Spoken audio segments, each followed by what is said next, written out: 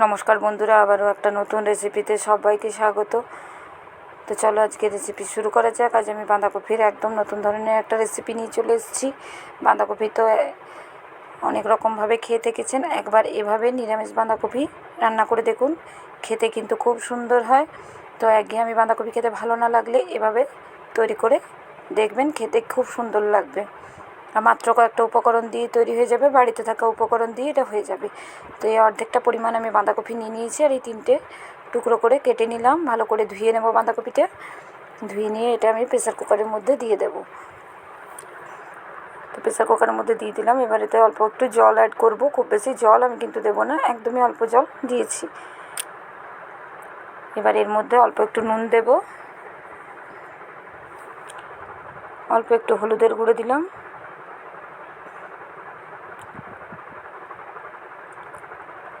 এক চামচের মতো এখানে সরষের তেল দিয়ে দিলাম। দিয়ে এবার প্রেসার কুকারটা বন্ধ করে একটা সিটি আমি দিয়ে নেব। এতে করে খুব ভালো করে সেদ্ধ হয়ে যাবে, খুব বেশি দেবেন না, একটা সিটি দিলেই কিন্তু হয়ে যাবে।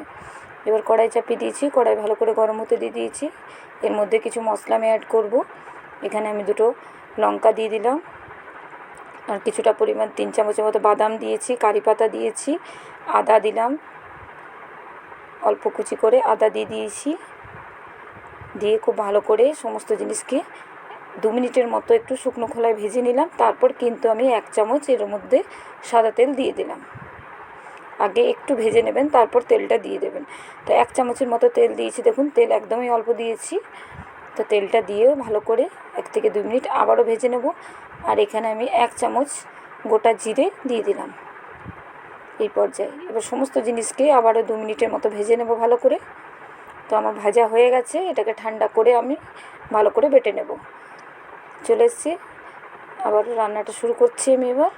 তো কড়াইটাকে বসিয়ে দিয়েছি, আবারও তেল দিয়ে দিলাম কড়াইয়ের মধ্যে। আর এখানে 1/2 চামচ 5 ফোড়ন দিয়ে দিলাম। 5 ফোড়নটা একটু ভাজা হয়ে যায়। এবার আমি আলুটা দিয়ে দিলাম। আলুটাকে দিয়ে খুব ভালো করে এবার ভেজে নেব আলুটাকে।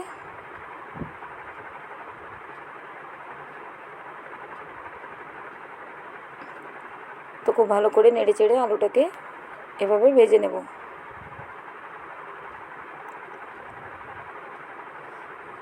এরই মধ্যে দেখুন আলুটা খুব সুন্দরভাবে ভাজা হয়ে যাচ্ছে। এর মধ্যে আমি এবার নুন দিয়ে দিলাম, অল্প একটু নুন অ্যাড করলাম। এখন শুধু আলুটা ভাজছি, সেই কারণে আলুর মতো করেই একটু নুন দিলাম আমি। তো নুনটা দিয়ে আবারও ঢাকা দিয়ে এটাকে কিছুক্ষণ ভেজে নেব আমি। তো ততক্ষণে দেখছি তো সিটিটা পোড়া হয়ে গেছে। এবার দেখছি প্রেসার কুকারটা খুলে, দেখুন খুব সুন্দরভাবে সেদ্ধ হয়ে গেছে বাঁধাকপিটা। এবার এটাকে একটু ঠান্ডা করে নামিয়ে নেব আমি, আর ছোটো ছোটো টুকরো করে কেটে নেব। তো এটাকে একটু ঠান্ডা করে নিচ্ছি একটা থালার মধ্যে নিয়ে। আমি এটাকে কেটে নিয়েছি একটু ঠান্ডা করে। তো দেখুন বাঁধাকপিটা খুব সুন্দরভাবে আমার কিন্তু সেদ্ধ হয়ে গেছে। আর অবশ্যই ঠান্ডা করে নিতে হবে, গরম অবস্থায় কিন্তু অসুবিধা হবে কাটতে। এবার আলুটা খুলে দেখে নিচ্ছি। এবার এর মধ্যে আমি যে ভেজে মশলাটা তৈরি করলাম সেই মশলা বাটাটা দিয়ে দিচ্ছি। তো সমস্ত মশলা বাটাটাই দিয়ে দিলাম আমি। দিয়ে খুব ভালো করে আলুর সঙ্গে 1-2 মিনিট ভেজে নেব। 1-2 মিনিট ভাজার পরেই আমাকে কিন্তু এই বাঁধাকপিটা দিয়ে দিতে হবে।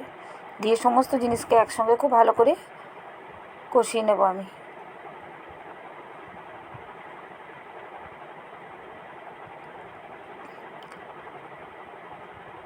খুব ভালো করে সমস্ত জিনিসকে খুব ভালো করে মিশিয়ে নিচ্ছি।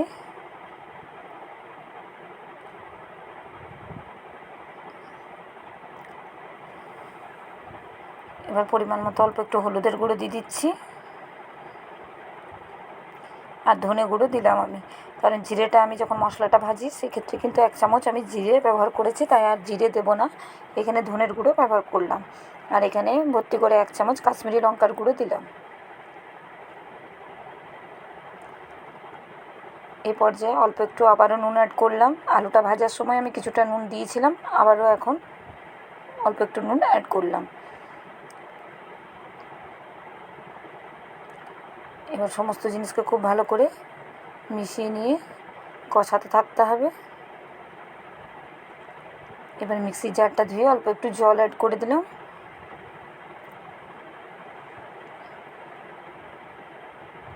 এবার জল দিয়ে এটাকে ভালো করে ফুটতে দিতে হবে, যাতে মশলার গন্ধটা চলে যায়। ততক্ষণ অবধি একটু ফুটিয়ে নেব। তো প্রতিদিনের মতো মনে করি দিই, ভালো লাগলে লাইক কমেন্ট করতে ভুলবেন না। অবশ্যই চ্যানেলটিকে সাবস্ক্রাইব করার অনুরোধ রইল সকলকে। যে সকল বন্ধু ফেসবুক থেকে দেখছেন অবশ্যই পেজটা ফলো করার অনুরোধ রইল সকলকে।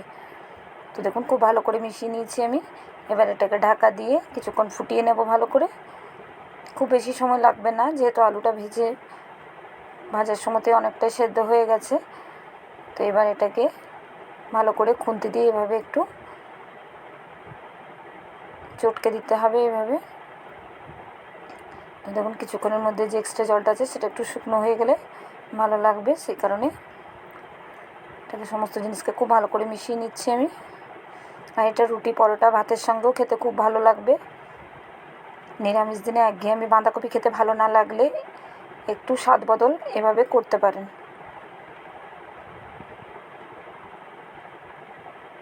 তো দেখুন যে এক্সট্রা জলটা ছিল সেটা অনেকটা শুকনো হয়ে গেছে।